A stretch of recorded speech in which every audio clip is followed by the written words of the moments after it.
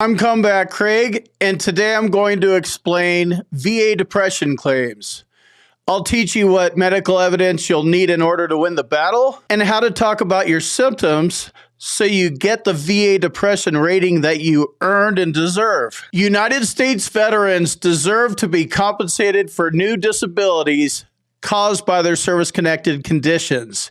VA depression claims are how you accomplish this, and as a winning VA claim isn't going to magically make your depression go away, the extra money you will receive will make your life a little more comfortable. The two most common disabilities for service-connected compensation are hearing loss and tinnitus. You might think that these conditions don't affect your daily life, but they do. Unfortunately, there's a financial cap on how much money you can get from these injuries. So what should you do? How do you get compensated? You should file a secondary VA depression claim and not let the government take advantage of you with their red tape and their combined ratings table and all that bullshit. Is major depressive disorder a rateable disability? Yes, the Department of Veterans Affairs recognizes major depressive disorder as one mental health condition that may be related to military service, and it is eligible for disability compensation under federal law. If you're looking to increase your VA disability rating with a mental health claim, you should focus on claims that the VA recognizes and they'll rate you for versus some of the ones they won't. Major depressive disorder is rated under diagnostic code 9434, and the actual rating percentage that you will receive depends on the severity of your symptoms. You have to talk about your symptoms now.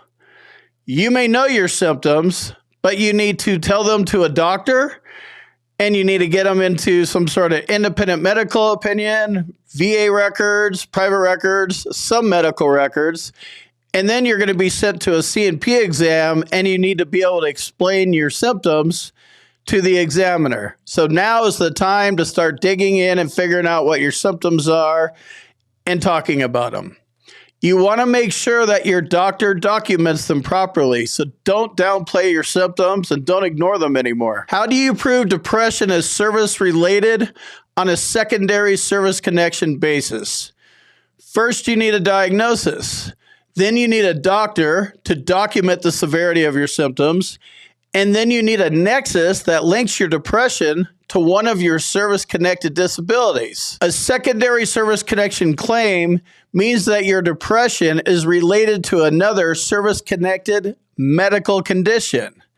So your tinnitus or your hearing loss drives you nuts, causes you depression, causes you severe depression, and has been for years. You need a doctor to explain that your service-connected hearing loss and or tinnitus is the cause of that. You're not qualified to make that call. You can tell a doctor that, but you actually need a doctor to make that call for you in the form of an independent medical opinion or in medical records. It has to be in a medical record. You can't just pop up with this. An example of this is a veteran suffering from hearing loss or tinnitus that makes it difficult for them to work, converse with friends and family, and complete daily activities. A veteran must receive a medical diagnosis in order to receive benefits based on secondary service connection.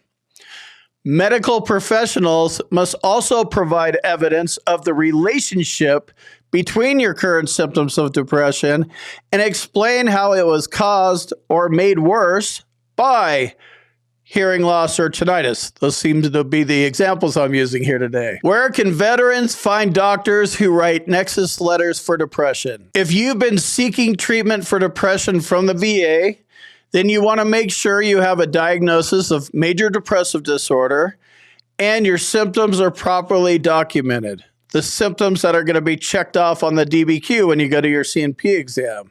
You can ask your VA psychologist if they will write you a VA Nexus letter describing the relationship between your depression, specifically your hearing loss and or tinnitus caused your depression. If your VA doctor objects and says it's a conflict of interest, then you're going to need to find an independent private physician. It has to be a qualified medical professional, and that's a board-certified psychologist or a board-certified psychiatrist. That's the kind of doctor you need. As I mentioned, you need a current diagnosis, you need current symptoms, and a nexus in order to win a secondary VA claim for depression. You need all three of these things. They're all equally important.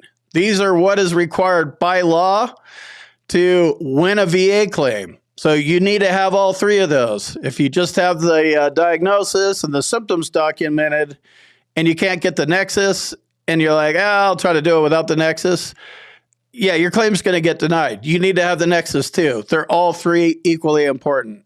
Here's a list of all the rateable mental health conditions, and any one of these can be rated at 100% if your symptoms are severe enough. I'm going to leave a link to this page in the description. This is the law and the big master list of mental health conditions. I'll see you in the next video. Let me jump in here real quick and tell you about my boot camp. If you want to learn more about the VA claims process, check out my boot camp. You can talk to me live. There's a link on the website and in the description, combatcraig.com. And also, if you need medical evidence like a nexus or documenting your symptoms properly, go to our website, combatcraig.com, and it says medteam/Nexus Letters. Click on that link, fill out the form, boom, you're done.